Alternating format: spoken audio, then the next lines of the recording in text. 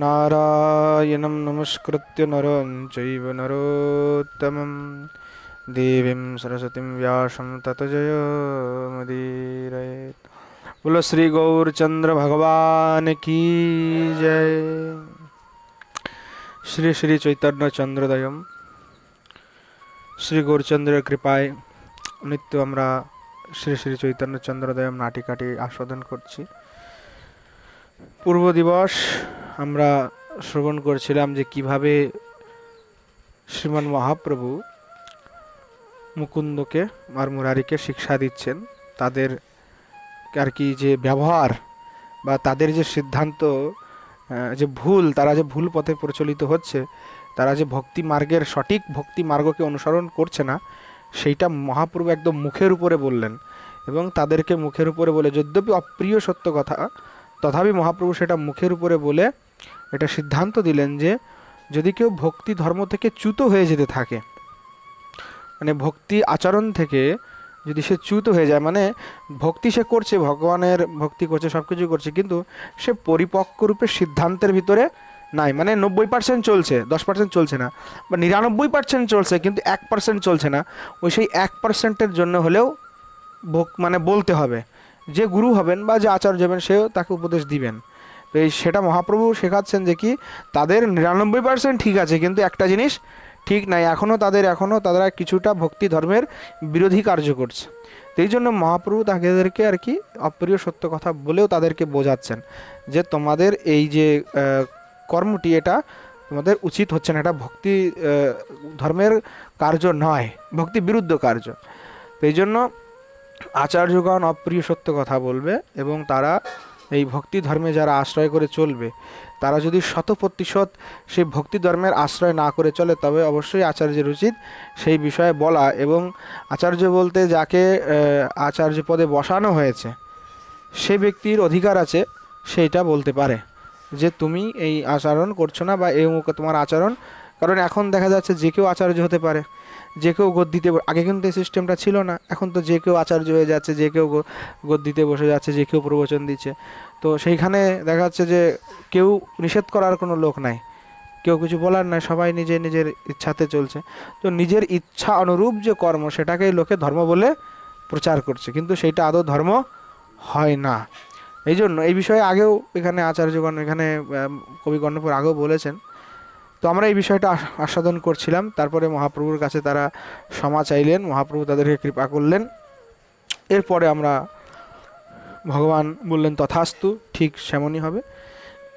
এরপরে শুক্লাম্বর বলছে সদন্যম দেব, অর্থাৎ দৈন্যতার সহিত আর কি তিনি বলছেন, কি বলছেন, তপ্তানি ভূরিণী তপাংসি নাথো বহো নিতীর্থানি চ সেবিতানি তথাপি চেতো নহি মে প্রসন্নম কৃপা কটাক্ষম কুরু মে প্রসিদ।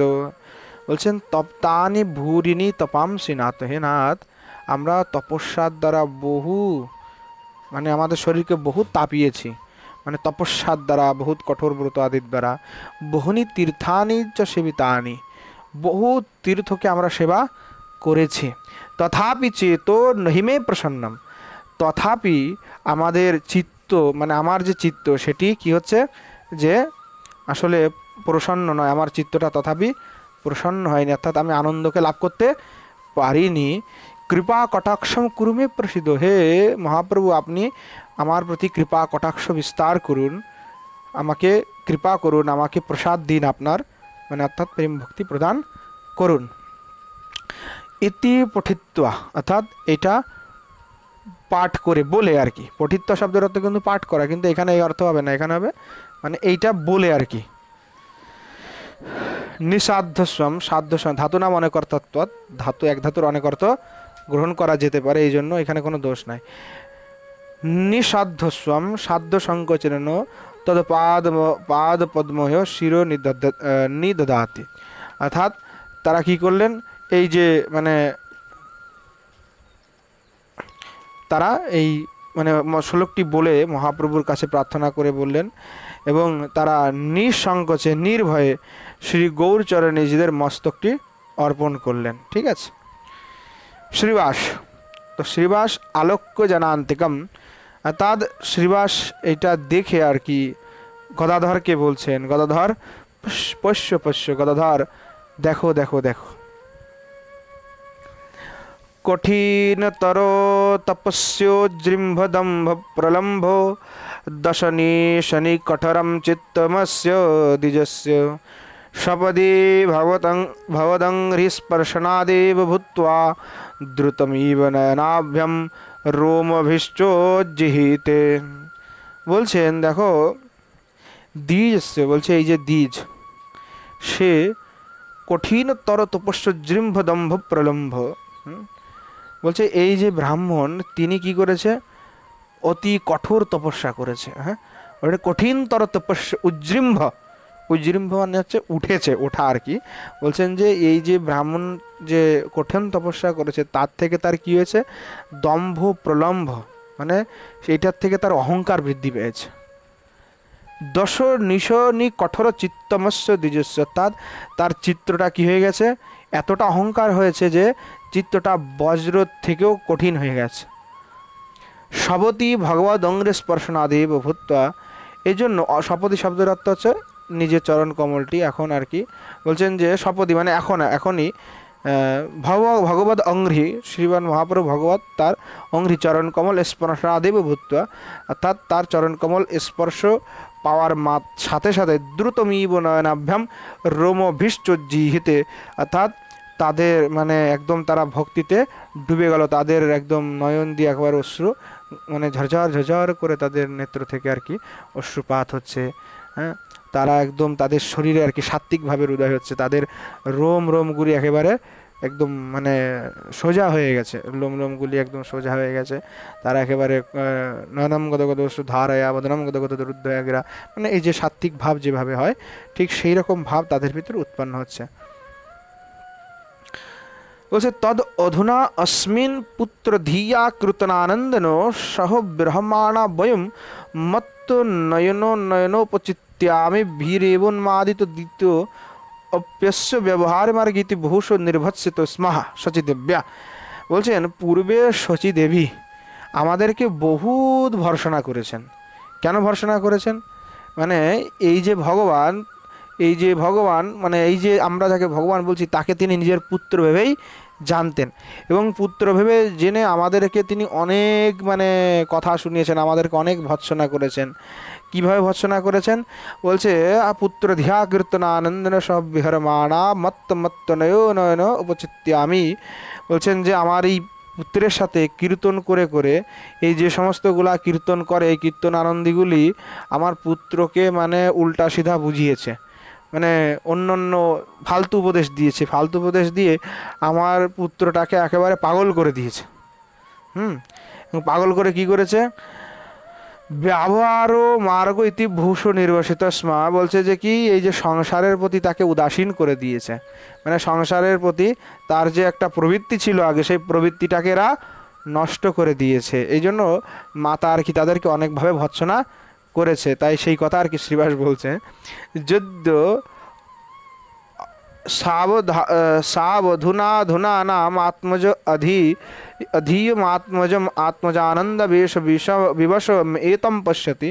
বলছেন আজকের যদি অধুনা আজকে যদি মাতা এই পুত্রকে এইভাবে দেখতো কি যে তার পুত্র আসলে আসলে কে, এইটা যদি তারা দেখতো, হ্যাঁ মানে পুত্র বিঘাতক যদি এই মহাপ্রভুর যে ভাব, এই যে তার ঐশ্বর্য, এই যে দীপ্তি, তার যে কান্তি, তার এই যে বাহ্যিক যে বেশ, সেইগুলি আনন্দ বেশ, সে যদি এইগুলি অলৌকিক বস্তুগুলি দেখতো বিবশম এ তৎপশ্যতি, তাহলে নিশ্চয়ই সে একেবারে বিবশ হয়ে যেত। বিবশ মানে শীতলতা প্রাপ্ত হতো, অর্থাৎ সেতি তদস্মিন পুত্র ভাবম ভাবহীনত্বেন, অর্থাৎ তার হৃদয়ে যে পুত্র ভাব ছিল এই গৌরাঙ্গের প্রতি, যে মহাপ্রভুর প্রতি, যে এ হচ্ছে আমার পুত্র, তাহলে এই যে অলৌকিক যে বিষয়গুলি সে যদি দেখতো, দেখলে সে অলৌকিকত্ব দর্শন করে নিশ্চয়ই তার মনের ভিতরে যে সন্দেহ ছিল যে আমার পুত্র, এই সন্দেহ তার একেবারে দূরীভূত হয়ে যেত, অর্থাৎ সে পুত্র ভাবটি তার শিথিলতা প্রাপ্ত হতো।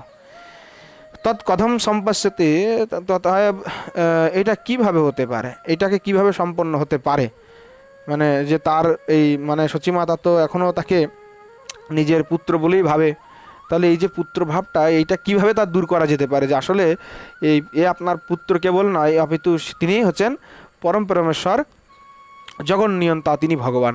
তা সচিমাতাকে কিভাবে আমরা এটা বোঝাতে পারি, কি করলে মাতা আর কি মানে এটা জানতে পারবেন বা বুঝতে পারবেন, সেইটা তারা বলছে আর কি। গদাধর আশ্চর্যশ্চেত কথয়ন্তী, তখন গদাধর বলছে আচার্যশ্চেত কথয়ন্তী, অর্থাৎ আচার্য যদি বলে থাকে, আচার্য বলতে এখানে অদ্বৈত আচার্য বলছে, আচার্য যদি উপদেশ করে, যদি আদেশ করে তবেই এটা হতে পারে। অদ্বৈত বলছে তৎকিম, অদ্বৈত তখন বলছে কি ব্যাপার, কি হয়েছে। শ্রীবাস তখন আর কি কানে কানে গিয়ে বলছে করেন এবং কানে কানে গিয়ে বলছে এই ব্যাপার, সচিমাতাকে যদি একটু দেখানো যেত না, আজকে যে মহাপ্রভু যে নিজে নিজে ঠাকুরের মানে সিংহাসনে গিয়ে স্বয়ং বসে পড়লো, এইবার তারপরে ভগবত ভাব তিনি একেবারে মানে প্রকাশ করলেন যে আমি স্বয়ং ভগবান, কোনোদিন তো এভাবে প্রকাশ করে না, আজকে প্রকাশ করেছে। এবার আমরা তার শত শত ঘট্ট অভিষেক করলাম, তিনি আজকে আমাদের এত কৃপা করলেন, তার এই যে অলৌকিক স্বরূপটা আজকে যদি মাতাকে দেখানো যেত, তাহলে মনে হয় মাতার আজকে আর কি মানে তার যে একটা সন্দেহ, বা সে যে আমাদেরকে ভৎসনা করে যে আমার পুত্রকে এরাই সব শস করে দিল। সাধু জগতে কী হয় যে একটু ছেলে একটা সাধু হয়ে গেলে তখন মাতা ভৎসনা করে না সাধুদেরকে, যে আমাদের পুত্রটাকে নষ্ট করে দিল আমার পুত্রটাকে, তো এই যে ভৎসনা করছে, তো বলতে চাচ্ছে যে কি, যে তাহলে একটু আমরা যদি এনাকে দেখাতে পারতাম তাহলে ইনারও ভ্রম মিটে যেত, ইনারও উদ্ধার হয়ে যেত, ইনার কল্যাণ হতো, এই আর কি। তখন অদ্বৈত বলছে, অদ্বৈত যে সাধু সাধু সাধু সা আধুনানীয়তাম কহ সম্ভ্রম ভ্রমস্য অপয়াতু, বলছেন যে কি, তখন অদ্বৈতাচার্য বলছেন যে সাধু সাধু বলছে সুন্দর কথা, সা অধুনা আনিয়তাম বলছে যাও যাও যাও তাকে এখন এখানে নিয়ে আসো, ক সম্ভ্রম ভ্রমস্য অপজাতু, কোনো ভয় নেই, যদি নিয়ে আসো ও দেখুক, দেখলে ওর চিত্তে যে ভ্রম আছে সেই ভ্রমটা আর কি দূরীভূত হয়ে যাবে, অর্থাৎ চৈতন্য বিষয়ে তার যে সন্দেহ, যে চৈতন্য তার পুত্র, এই সন্দেহ তার একেবারে মিটে যাবে। হ্যাঁ, যাও যাও নিয়ে আসো তাকে। শ্রীবাসাহা, তখন শ্রীবাস বলছে যথা আজ্ঞাপয়সি, অর্থাৎ আপনি যেমন আজ্ঞা দিচ্ছেন ঠিক সেটাই হবে। ইতি নিষ্ক্রম্য তমাদায় পুনঃ প্রবিশ্য, অর্থাৎ এইটা বলে তিনি বাইরে গিয়ে কী করলেন, সচিমাতাকে আনার জন্য বাইরে গেলেন, গিয়ে তিনি মাতাকে আবার নিয়ে শচীদেবের সহিত তথা পুনঃ প্রবিশ্য, অর্থাৎ মাকে নিয়ে আবার তিনি আসলেন, এসে কী করলেন, स्वामीनाचार्यो विचार्य विज्ञापयो जगन्मातरमेतम रमेतम भगवत्र कृपा प्रसाद। তখন আর কি শ্রীবাস শেষে আর কি আচার্যকে বলছেন, অদ্বৈত আচার্যকে, হে আচার্য প্রভু, আপনি বুঝে শুনে জগজ্জনী এই সচিমাতার আগমন বার্তা এমনভাবে প্রদান করুন যাতে বিশ্বম্বর দেব তার প্রতি কৃপা করে, আর ভগবত অত্র কৃপা প্রসাদ, অর্থাৎ যে শ্রীমান মহাপ্রভু তার প্রতি করুণা অনুগ্রহ করে, বিস্তার করে। এটা অদ্বৈত অঞ্জলিবদ্ধ, অদ্বৈত আচার্য আর কি হাত জোড় করে অঞ্জলিবদ্ধ হয়ে বলছে, দেব অর্থাৎ হে দেব, দেবহূতি কপিলেন কিল জ্ঞান যোগ ভক্তি যোগ যোগতা কৃতার্থিক কৃতা, অর্থাৎ বলছেন যে হে দেব, প্রাচীনকালে আপনি নিশ্চিত রূপে যখন আপনার কপিল অবতার হয়েছিল, সেই কপিল অবতারে আপনি মাতা দেবহূতিকে জ্ঞানযোগ ভক্তিযোগ ইত্যাদি উপদেশ করে কৃতার্থ করেছিলেন। হ্যাঁ, সাম্প্রত ইয়ম বিশ্বম্ভর জননীতি, সাম্প্রতি এই বিশ্বম্ভর যে জননী, তাকে বিশ্বম্ভর জননীতি কলয়া পরিবৃতা কেবল বলমান প্রেমানন্দ কৃতার্থিক করিয়তাম। তো বলছেন স্বয়ং এই যে ভক্তিরূপিণী, এই যে বিশ্বম্ভর দেবের যে মাতা, যে জননী শচীদেবী, আপনি ইনাকে সেই আপনার যে প্রেম প্রদান করুন, বলবান প্রেম, আপনার যে বলবান প্রেম ভক্তি, সেটিকে আপনি প্রদান করুন, প্রেমানন্দনে কৃতার্থী কৃতম, অর্থাৎ প্রেমানন্দ প্রদান করে আপনি কৃতার্থ করে দিন। ইতি করাগ্রণ অবলম্ব্য, অর্থাৎ এইভাবে তার কি শচীমাতার হস্তটি ধরে নিয়ে ভগবত, করাগ্র শব্দের অর্থ এখানে হস্ত হবে, এখানে কর মতো এখানে হাতের আঙুলগুলি ধরে আর কি নিয়ে গেলেন আর কি, শুধু একটা না, করাগ্রণবলম্ব্য তার হাতটি ধরে আর কি ভগবত অগ্রত ওই অগ্রত অগ্রত সেন সমপরিষতি, অর্থাৎ ভগবানের সামনে গিয়ে আর কি ওনাকে নিয়ে আর কি বিরাজমান করিয়ে দিলেন যে আপনি এনাকে এবার কৃপা প্রদান করুন, এইভাবে আর কি স্থাপন করুন। শচীমাতা আর কি তখন বলছে, শচী স চমৎকার বিস্ময় স আনন্দ পেশলম অদ্ভুত নয়নম তনয়ম বিলক্ষ জাত তদনুকম্প কম্পয়মান শরীর বাগদেবতাবতার প্রতিভা প্রতিভাসমান কিঞ্চিদ পাঠিত। অর্থাৎ শ্রীমান মহাপ্রভুকে দেখে একেবারে মাতা একদম কি হলেন, অবাক হয়ে গেলেন যে আচ্ছা এ আমার তো পুত্র, কিন্তু আজকে এরকম বেশি দেখছি, আগে তো কখনো দেখি নাই। মানে মহাপ্রভু একেবারে এই যে তার যে স্বরূপটি মহাপ্রভুর, এই স্বরূপটি দেখে একেবারে শচীমাতা একদম মানে চমৎকৃত হয়ে গেলেন, বিস্ময়িত হয়ে গেলেন। স চমৎকার বিস্ময়ম সানন্দ বিষম পেশলম অদ্ভুত তনয়ম, মানে চমৎকার বিস্ময়ের সয়েছে আনন্দ বেশযুক্ত যে অদ্ভুত যে তার পুত্র যে বিশ্বম্ভর, তাকে তিনি একেবারে দর্শন করলেন। দেখে তনয়ম বিলক্ষ, অর্থাৎ তাকে দর্শন করে জাতদনুকম্পা কম্পায়মান শরীরা, অর্থাৎ মানে পুত্রকে দর্শন করার সাথে সাথে যে গৌরের করুণা প্রাপ্ত হয়ে তিনি তার দেহটা আর কি কম্পিত হতে থাকলো। এবং বাগদেবতা কি হলো যেন মানে আবেশ বাগদেবতার হলো, এবং তিনি সাথে সাথে মাতা শচীমাতা একটা সাথে সাথে শ্লোক আর কি বললেন, প্রতিভাসমান বা কিঞ্চিদ পাঠিত। মানে মনে হচ্ছে শচীমাতা তো সংস্কৃত কোনো পণ্ডিত ছিল না, কিন্তু তিনি একেবারে বাগদেবতা যেন সাক্ষাৎ তার আর কি জিহ্বাগ্রে বসে সাথে সাথে একটি শ্লোকের মাধ্যমে তিনি আর কি ওই গৌরের আর কি নিকটে আর কি একটি শ্লোক বলছেন। ভাগবত 10:3-31 তখন এটা আর কি বলছেন, বিশ্বম যদেতৎ স্বনতো নিশান্তে যথাবকাশম পুরুষো পরভবান বিবর্তি সোয়ম মম গর্ভজো ভূ দহো নির্লোকস্যো বিড়ম্বনম হেতৎ इति स्तुतवती ग्रहघृति বিহ্বলা বলদেব তচ্চরণো জিগৃক্ষন্তি। তো কি হচ্ছে, মাতা তখন আর কি প্রার্থনা করে বলছেন, বলছেন যে হে প্রভু, প্রলয়কালে যার উদরে এই সমস্ত জগৎ বিশ্ব ব্রহ্মাণ্ড অনন্ত কোটি সব আর কি ভগবানের উদরে চলে যায়, যখন মহাপ্রলয় হয়, মহাপ্রলয়ের সময় এই বিশ্ব ব্রহ্মাণ্ড যা কিছু সব ওই বিরাট পুরুষের আর কি পেটের ভিতরে গিয়ে সব চলে যায়। তাই বলতে যাচ্ছেন যে এই সমস্ত বিশ্ব ব্রহ্মাণ্ড যার পেটের ভিতরে থাকে মানে উদরে গিয়ে থাকে, সেই যে সাক্ষাৎ ভগবান, সেই যে আপনি কৃষ্ণ, আপনি আমার গর্ভে এসে যে জন্মগ্রহণ করেছেন, সেটা এই মনুষ্যলোকের জন্য একটা বিশাল বিড়ম্বনার বিষয়, অর্থাৎ এটা বিশাল একটা চমৎকারী বিষয়, এটা সহজে হতে পারে না, সাধারণ লোকে এটা বিশ্বাস করবে না, এই ভাব আর কি।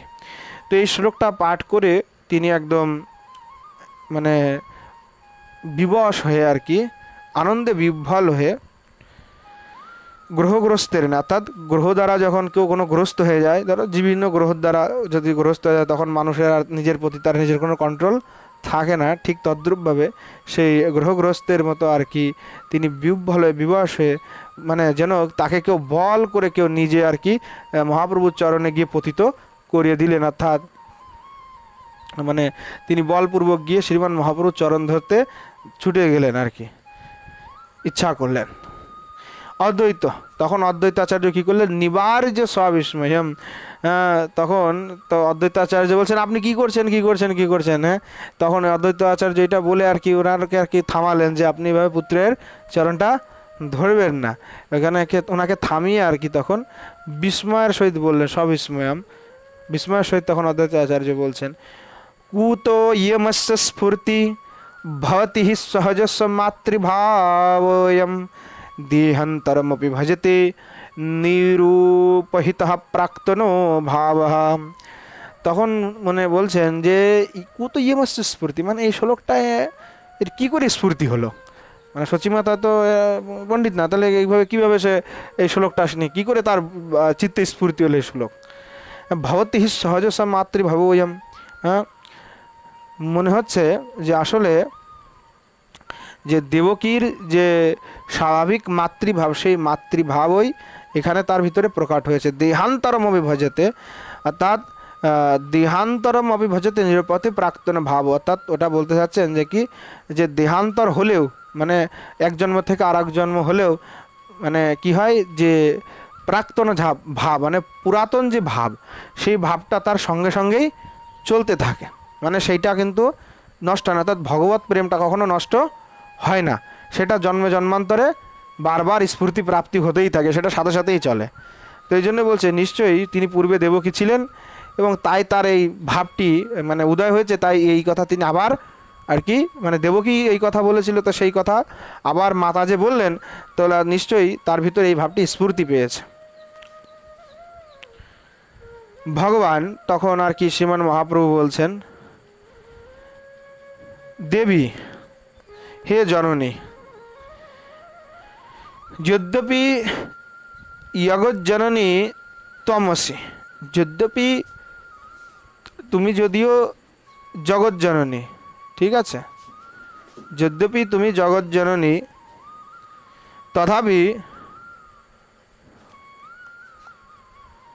तथापि स्त्रीवासादिषु यो यातस्ते अपराधस तद उपरमे परमेश्वर प्रसादस्ते भावी, अर्थात তুমি যদ্যপি জগজ্জননী তথাপি শ্রীবাসাদি ভক্তদের চরণে তোমার অপরাধ হয়েছে, ঠিক আছে, জাত হয়েছে অপরাধ, অর্থাৎ তোমার অপরাধ হয়েছে কাদের চরণে, এই শ্রীবাসাদি ভক্তর চরণে।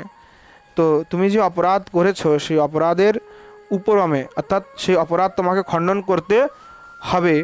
যদি অপরাধ খণ্ডন হয় তবেই পরমেশ্বর প্রসাদস্তে ভাবি, তবেই ভগবানের কৃপাকে লাভ করতে পারবে, না হলে তুমি অপরাধ যতক্ষণ না খণ্ডন হবে তুমি কৃপা লাভ করতে পারবে না।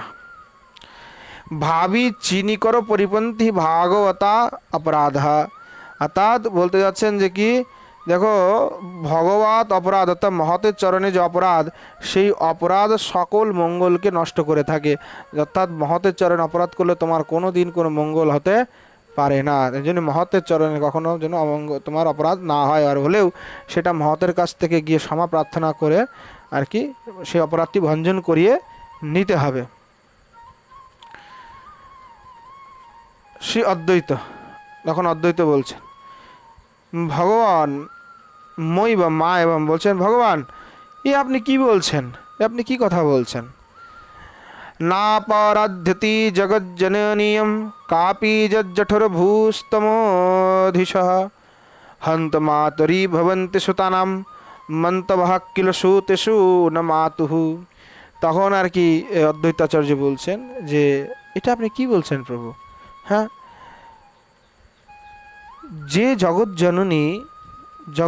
জননীয়ম না প্রদ্যতি, জগৎ জননীর তো কোনো অপরাধ হতে পারে না, কেন, কাপি জঠর ভূতস্তমধীশ, আপনি এই তো জগতের অধিপতি, আর আপনি জগতের অধিপতি, আপনি যার উদরে জন্মগ্রহণ করেছেন তার কোনো অপরাধ হতে পারে না।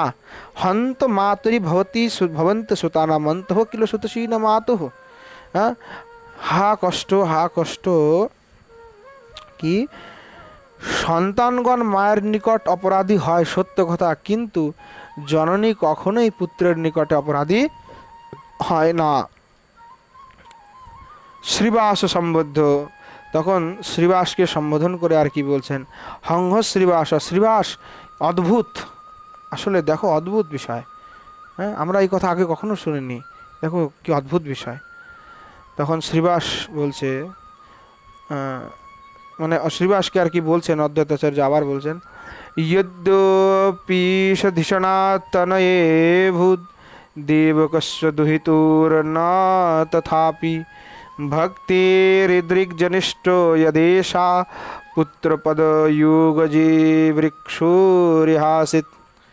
তখন বলছেন যে দেখো যদ্যপি যদিও দেবকস্য দুহিতুর তনয়ে অধিভূত যদ্যপি অধিশেষ্ণ দেবকস্য দুহিতুর তনয়ভূত, বলছেন যে দেখো যে দেবকীর যে পুত্র তার প্রতি তার ঈশ্বর বুদ্ধি ছিল, তথাপি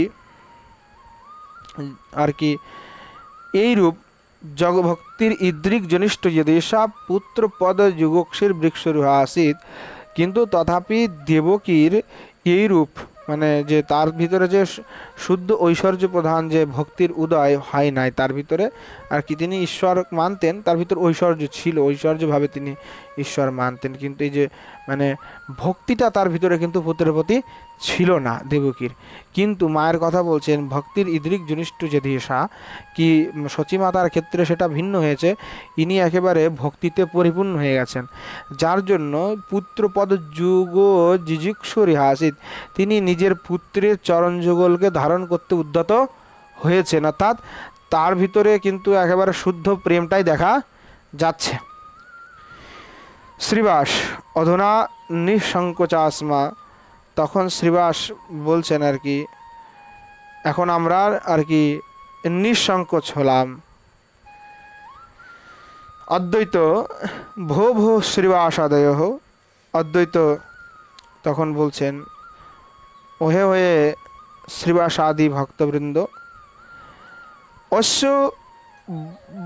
কেবল বলমান ঐশ্বর্য आवेशन मातरम प्रति मातृभाव अपि निरस्त, मातृभाव अपि निरस्त अयम चेत। বলছেন বলবান যে শুদ্ধ ঐশ্বর্যের আবেশে ইনার মায়ের যে ভক্তিও নিরস্ত হয়েছে এবং সচী মাতারও মাতৃস্নেহ নিরস্ত হয়েছে, অর্থাৎ শ্রী ভগবান এখন ঐশ্বর্যভাবে আর কি নিজের ভগবতত্ব প্রকাশ করছেন।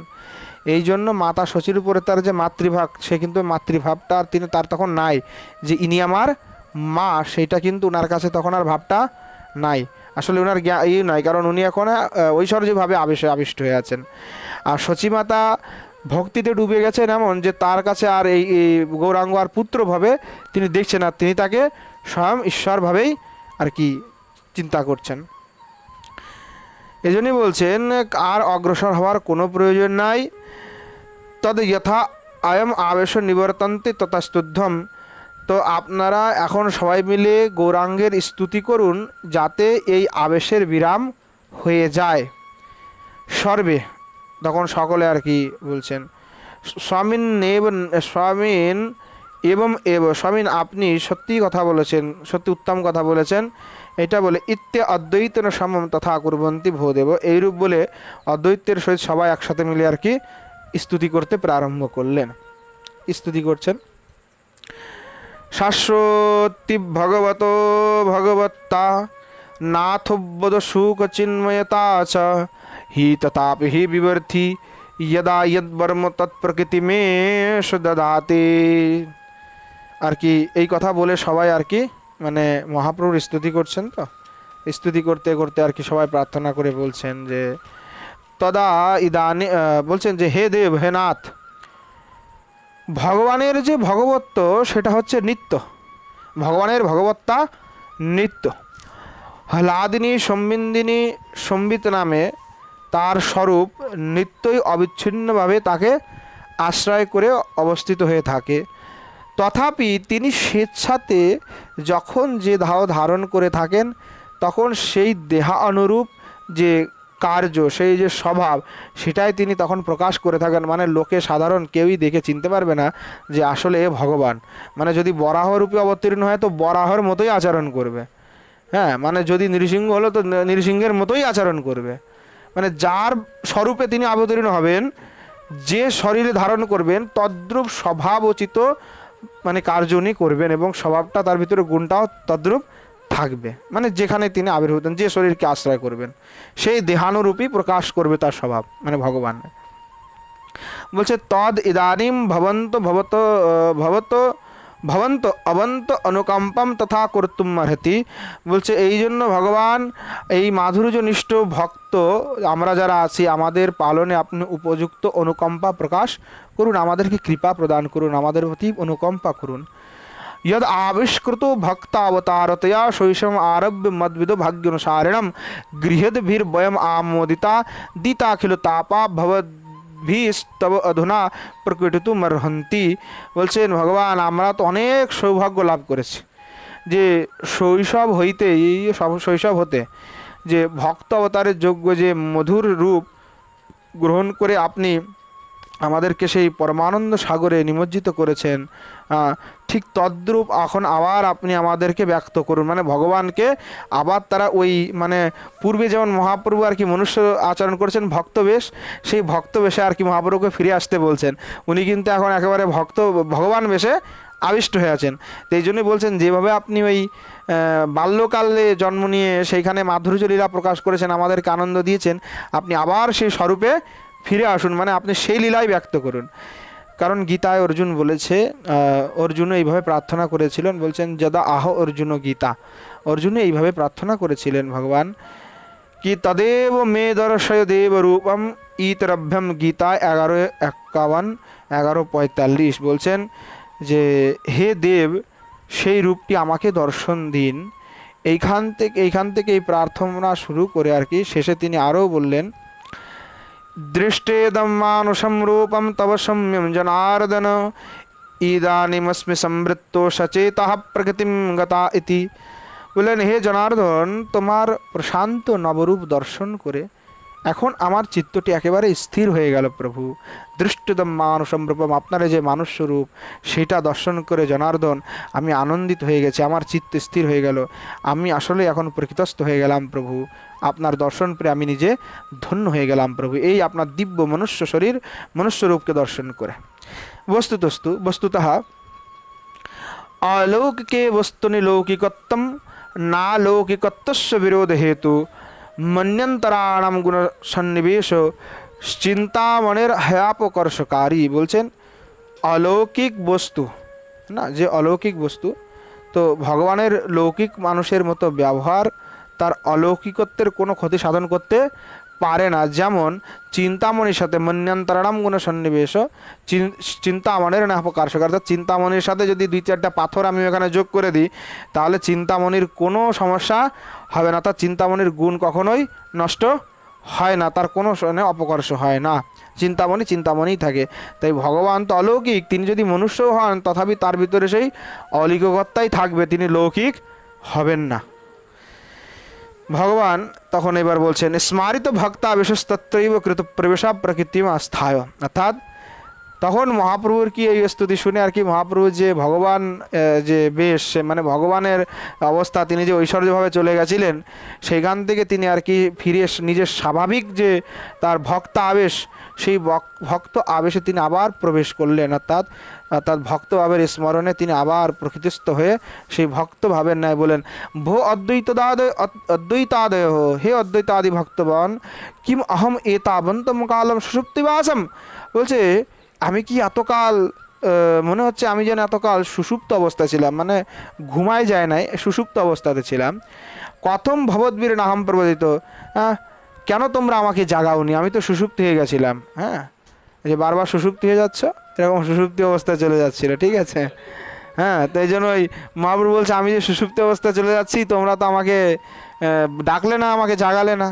তখন সবাই বলছে সর্বে ভগবান আনন্দ নিদ্রা ভঙ্গভ্যা, বলছে ভগবান আপনার যে আনন্দ নিদ্রা সেটা যদি ভঙ্গ হয়ে যায় এই জন্য আমরা আর কেউ ডাকিনি আপনাকে। ভগবান হন্ত হন্ত হায় হায় হায় হায় এতাবান সময় ময় অপহত জ্ঞানেন বৃথা গমিতা, আরে রে আমার এত সময় আমার জ্ঞানহীন অবস্থায় বৃথা নষ্ট হয়ে গেছে, যে বারবার এই সুষুপ্তিতে চলে গেলাম, আমার সময়টা একেবারেই নষ্ট হয়ে গেল আজকে। বৃথা গমিতা তদা গচ্ছন্ত শ্রীকৃষ্ণ কীর্তাম, চলো চলো চলো চলো, অনেক সময় আমার এই সুষুপ্তিতে কেটে গেছে, এখন চলো সবাই একসাথে গিয়ে আমরা শ্রীকৃষ্ণ কীর্তন করি।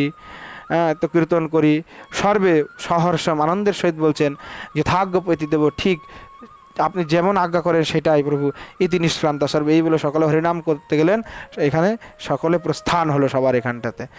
আনন্দ বেশ সকে আনন্দ বেশ যত্র ইতি শ্রী শ্রী চৈতন্য চন্দ্রোদয় স্বানন্দ বেশ নাম প্রথম অঙ্ক। এইভাবে শ্রী শ্রী চৈতন্য চন্দ্রোদয় নাটকে স্বানন্দ বেশ নামক প্রথম অঙ্ক এখানেই পরিসমাপ্ত হলো। আর আজকে এই সমাপ্তির সাথে সাথে আমরাও সমাপ্তি দিলাম। আগের দিন দ্বিতীয় অঙ্ক আমরা আরম্ভ করব কাল থেকে। আজ এখানেই বিশ্রাম দিচ্ছি। বলো জয় জয় শ্রী রাধে শ্যাম নিতাই গৌর সীতানাথ প্রেমানন্দে হরি হরি বল।